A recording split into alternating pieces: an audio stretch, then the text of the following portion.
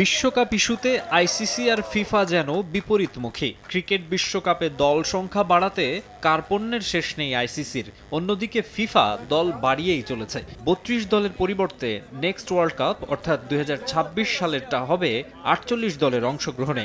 আলোচনা চলছে পরেরটায় আরও বাড়ানো নিয়ে। আরও বেশি সংখ্যক দেশকে বিশ্বকাপে সুযোগ করে দিতে ৬৪ দলের বিশ্বকাপ নিয়ে বেশ কয়েক বছর ধরেই ভাবছে ফিফা।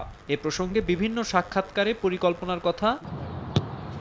২০৩০ বিশ্বকাপ ৬৪ দল নিয়ে আয়োজনের বিষয়ে ফিফার কাছে আনুষ্ঠানিক প্রস্তাব দিয়েছে লাতিন আমেরিকান ফুটবল কনফেডারেশন। গত ৬ মার্চ ফিফা কাউন্সিলের অনলাইন মিটিংয়ে এই প্রস্তাব সামনে আনেন উরুগুয়ের এক প্রতিনিধি।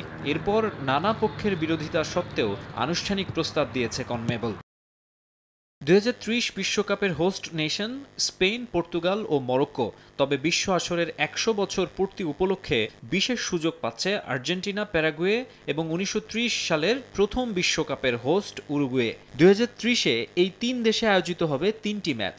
বিশেষ এই এডিশনের জন্য লাতিন ফুটবলের নীতি নির্ধারকদের মাঝে রোমাঞ্চের শেষ নেই। সে এক্সাইটমেন্ট বাড়িয়ে দিতেই দল সংখ্যা ৬৪ করার প্রপোজাল দিয়েছে তারা।